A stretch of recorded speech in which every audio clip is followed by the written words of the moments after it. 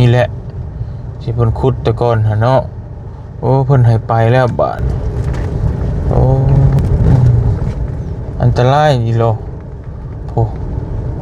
โอ้ขุดหมดเลย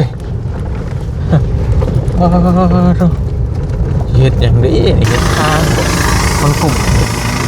อยู่กำลังเจาะเป็นยังไงแต่พอเพิ่นจะโมให้ไปพี่น่ะโอ้กำลังระเบิดใหม่ๆมุนมือปุ้ยโอ้หลังเนาะโอ้เป็นคำมืดแล้วป่านยังบ่ฮอดใช้อยู่พี่น้องเนาะ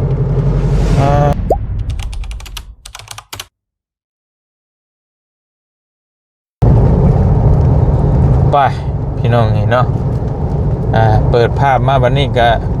ค่อยคำลงแรงเด้อคำแล้วพี่น้องเอ้ยเนาะเฮากำลังสิเดินทางลงลาวใต้พี่น้องเอ้ยเนาะทีมงานลาวใต้โทรมาว่ามีเรื่องด่วนว่าซั่นให้ว่าเตียงลงไปด่วนเลยพี่น้องจะมีหยังเด้บาดนี้เนาะพี่น้องเนาะเอาทักทายสวัสดีพ่อแม่พี่น้องบัดสุขุทุกคนพี่น้องเอ้ยทักทายสวัสดีตอนค่อยคำลงแรง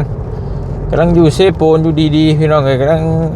แจกเครื่องแจกของอยู่กับท่านน้องนิ้วอยู่ทีมงานเราใต้โทรมาให้บ่เตียงลงไปหาด่วนว่าซั่นพี่น้องเอ้ยมีหยังเนาะบาดนี้มีธุระด่วนว่าซั่นบ่เตียงลงไปด่วนเลยน้องเหยียบเลยหอบกระเป๋าเหยียบเลยบ่เตียงกับผู้พี่น้องเอ้ยมีแต่ผู้แต่เขาเนาะลองเบิ่งทางเส้นนี้แหละบ่เตียงไปรอบก่อนกลับคืนมาน่ะพี่น้องเสียเที่ยวซื่อมันไปบ่ได้เนาะเขาบ่ให้ไปเพิ่นเจาะภูเขาตันทางหมดเลยแต่ว่ารอบนี้บ่ฮู้ว่าสิไปได้หรือบ่ไปเบิ่งนำกันผ่านมาดนเติบไปได้พี่น้องเกือบเดือนแล้วเนาะ10ปลายก็มื้อแล้วไปเบิ่งนำกันสิเป็นได้พี่น้องเอ้ยไปสายด่วนเลยมื้อนี้เป็นยังไงเด้พี่น้องเอ้ยคือมาจวดจี้แท้โอ้ยรถไถเขาหิมเนี่ยพ่อใหญ่เอ้ยรถไถแก้มันพี่น้องเอ้ยข้าวพี่น้องเอ้ยบ่เตียงกันทีมงานโทรมาบอกกับข้าวไปเลยเพราะว่าเฮาบ่อยากไปตอนค่ำลายแล้วมันอันตรายเลยพี่น้องเวลาอยู่ภูอยู่เขารถพังมาเรียบร้อยโทรหาไปก็บ่ได้เนาะต้องพาออกไปให้มันวิดภูเราต้องผ่านภูเขาอีก2-3 ลูกปุ๊บเพื่อสิฮอดแข่งสารวัตรเข้าแข่งสารวัตรก็ซัดเข้าเซกองอีกอยู่แข่งสารวัตรก็ผ่านภูลูก2 ลูกอยู่หันก็ได้พี่น้องเนาะต้องผ่านภูเขาหลายลูกก่อนเพื่อสิไปฮอดเราก็เลยเหยียบเลยยามค่ำแต่ก็บ่ทันแล้วจะได้ก็ค่ำแล้ว6 โมงเลยพี่น้องเอ้ยไปเบิ่งน้ำนี่เป็นรุ่นน้ำกันเบิ่งโตอันน่ะเขาเจาะนี่ภูเขาเนี่ยมันสิไปได้หรือว่าตันทางคือเก่าจำประจักษ์ไปบ่ได้ดูเว้นได้พี่น้องได้กลับมาอีกโตค่ำเลยเนาะไปเบิ่งน้ำกันโอ้จุโอ้ยหาไม่โอ้ยไม่ยางบุ้งพี่น้องนี่บ่โอ้นี่เลยพี่น้องเอ้ยนี่แหละที่เพิ่นขุดแต่ก่อนหะเนาะโอ้เพิ่นให้ไปแล้วบาดโอ้ไปได้อยู่พี่น้องเอ้ยโอ้เพิ่นสิเฮ็ดทางใหม่บ่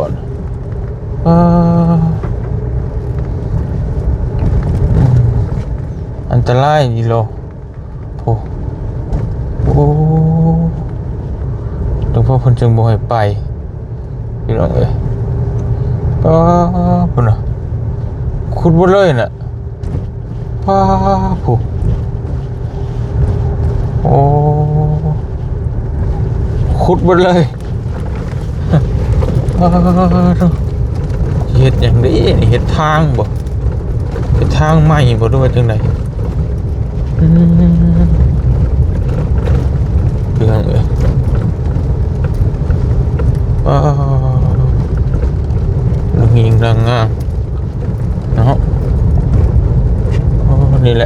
ตันเมื่อกี้นะช่วงเพันระเบิดนี่แหละตะเบิงพี่น้องเอ้ยก็เลยบอกให้ไปวันนี้ไปได้แล้วแต่ว่ามันก็ต้องคอยไปแหละโอ้คือจักรกำลังทำงานอยู่ปุ๊บจะเผาอย่างคนกลุ่มทุกคนเจาะบ่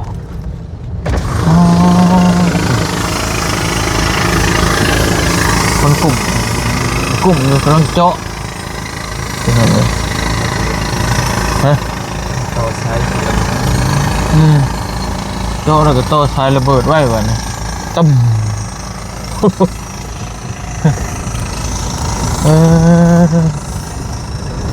โอ้คนจิระเบิดเฮ็ดทางอ๋อระเบิดภูเขาเฮ็ดทางเลยโอ้เจ้าเป็นยังไงโอ้พอคนจะมวยไปพี่น่ะโอ้กำลังระเบิดไม่ไหมมุนปุ้ยโอ้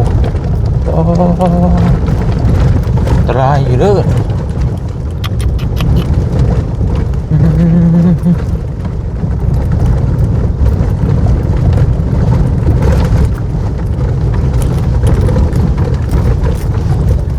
ไปที่มาทางเส้นนี่ระมัดระวังพี่น้องเลยระวังเมืองน้องหาเมืองโตยแปลงสารวันตรายยาวเลยสุดเล็งเลยโอ้ยว่าจะบอลหนึ่งบอลเดียวก็ปัจจิตโอ้เหตุทางนี่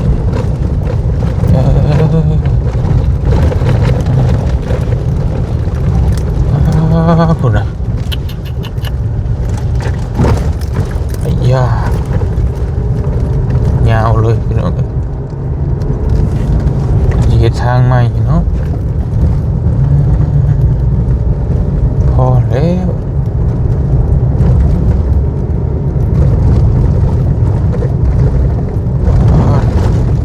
โอ้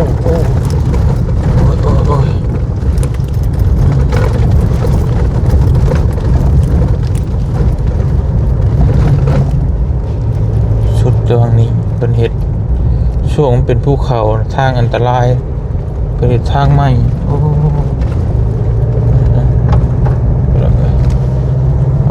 ไปวิทย์ละบาทนี่เนาะหูละว่าสาเหตุเป็นเหตุยังเป็นเหตุทางใหม่พี่น้องเอ้ยไปเดี๋ยวขับรถเดินทางก่อนพร้อมยังอีกไกลเลยพี่น้องเอ้ยไปพาวิทย์ภูเขาข้ามภูเขาอีก2 ลูกพี่น้องเอ้ยวิทย์ภูเขานี่ก็ใครจะดอกมีสัญญาณเนี่ยบ่มีสัญญาณบ่มีหยังเลยนะพี่น้องเอ้ยอันตรายอยู่เนาะเป็นนั่นเป็นนี่มาโอ้ปะเดินทางต่อยินดีต้อนรับสู่แข่งสารวันโอเคพี่น้องเนาะเข้าแข่งสารวันแล้วบาทนี่เกิดมืดพี่น้องไงแข่งสารวันน่ะก็ต่อแข่งเซกองเนาะก็น่าจะเดึกเติบเพิ่นแหละเพื่อฮอดก็ไกลเติบพี่น้องเพราะว่าเส้นทางก็มองดีมองบ่ดีเพิ่นกำลังเฮ็ดใหม่ซ่อมแซมใหม่นี่เส้นทางแบบนี้ตลอดก็บ่โดนปานใดพี่น้องเนาะกลางคืนขับไว้บ่ได้เพราะค่อยไปค่อยมาพี่น้องเอ้ย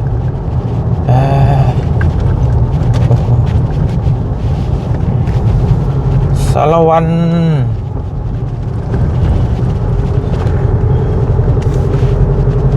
นี่ก็เป็นหนึ่งในแขวงในลาวใต้ใน4 แขวงพี่น้องเนาะ4 แขวงลาวใต้ก็มีแขวงสารวันอัตตปือเซกองจะประสักพี่น้องเอ้ยมี4 แขวงภาคใต้แขวงสารวัตรนี่ก็สิคล้ายๆแขวงสวรรณเขตความร้อนอุณหภูมิพื้นที่เฮ็ดให้เฮ็ดนาแบบเดียวกันนะพี่น้องเนาะแต่มันก็จะเป็นแขวงน้อยกว่าแขวงสวรรณเขตแขวงสวรรณเขตนี่แขวงใหญ่สุดในประเทศลาวแหละพื้นที่นะเนื้อที่นะหลายกว่าหมู่ ลายที่สุดพี่น้องเลย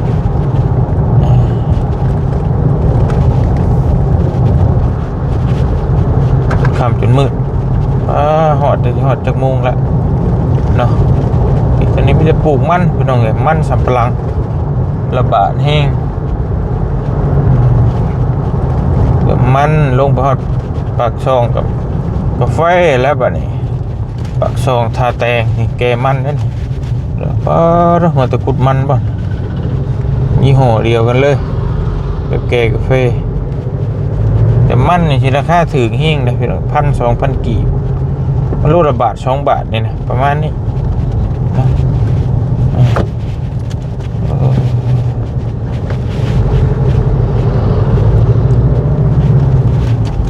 คือกาแฟโลละเป็นแสนกาแฟแห้งตัวได้น้ำหนักขนาดเนาะคุ้มนะพี่น้องปลูกกาแฟแต่มันเป็นดกๆเป็นจับเจืองามๆเนี่ยโอ้คุ้ม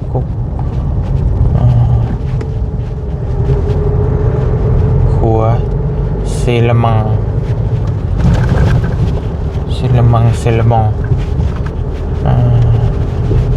มาเมื่อนี้ยังทันเห็นซีเห็นยังอยู่มาเมื่อก่อนนั้นบ่เห็นฮัดซีคำก่อนไปเมืองตะอุ่ยอีก19 กิโลไปฮอดเมืองตะอุ่ยนี่ก็สัตว์เขาเมืองสารวันสัตว์เขาเมืองสารวันเนี่ยสัตว์เขาทาแตงบาดพี่น้องเอ้ยยาวเนาะไปเดินทางต่อพี่น้องเอ้ยเดี๋ยวฮอดใส่ก็เดี๋ยวสิอัปเดตเป็นระยะให้พี่น้องได้เบิ่งได้ชมนำกันเนาะไปกำลังไปพี่น้องโอ้ทางกันยากเนาะโอ้เป็นค่ำมืดแล้วบาดยังบ่ฮอดใส่อยู่พี่น้องเอ้ยเนาะ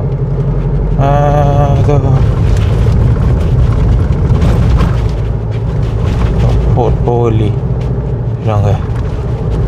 ทางกันยากขึ้นภูขึ้นเขาโอ้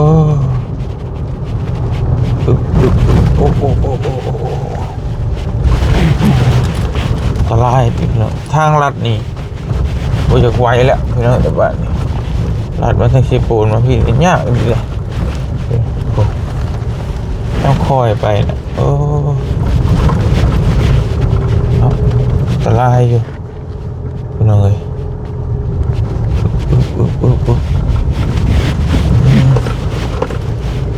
ยากพอสมควร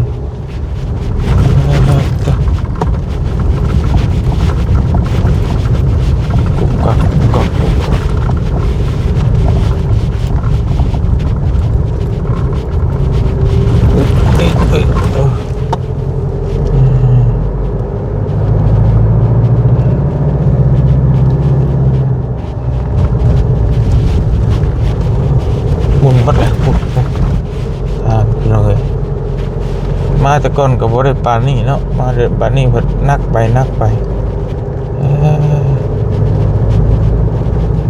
บ่ได้มาแต่โดนแล้วคิดว่าโอเคขึ้นเองคือเก่า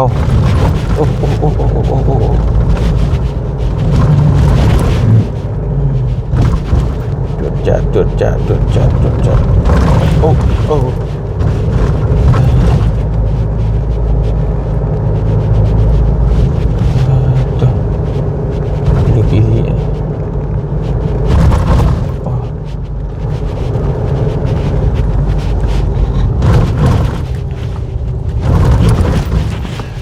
ไปพี่น้องเลยเดินทางต่อบ้านนี่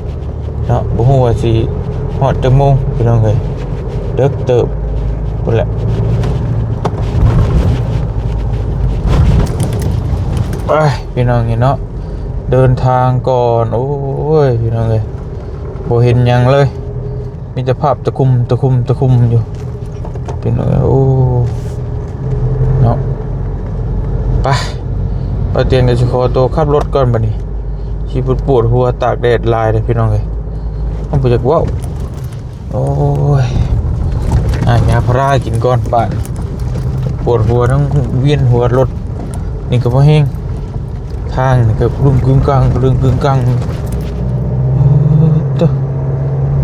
ยากไอ้ดิเนี่ยโอ้ยสุดๆเลยอึบไปมีแต่บ่เตียงคอโตขับรถเดินทางเนาะไปเจอทีมงานลาวใต้ปืนอื่นพุ่นแหละน่าจะได้เจอพี่น้องเนาะแต่มื้อนี้เขาไปฮอดกันดึกแล้วเขาต้องนอนก่อนเดี๋ยวอื่นไปเจอกันแล้วเพิ่นสิมีเรื่องหยังจะบอกว่าเตียงเพิ่นว่าให้บ่เตียงลงไปด่วนเลยพี่น้องก็บ่ฮู้ว่าเป็นหยังเนาะ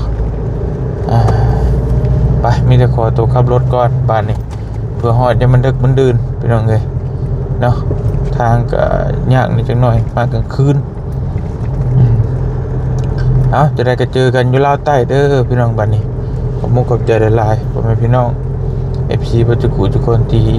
ติดตามและให้กำลังใจโดยตลอดมาพี่น้องเอ้ยขอตัวเดินทางก่อนอยู่ดีมีแฮงเนาะสบายดีเด้อพี่น้องเด้อไป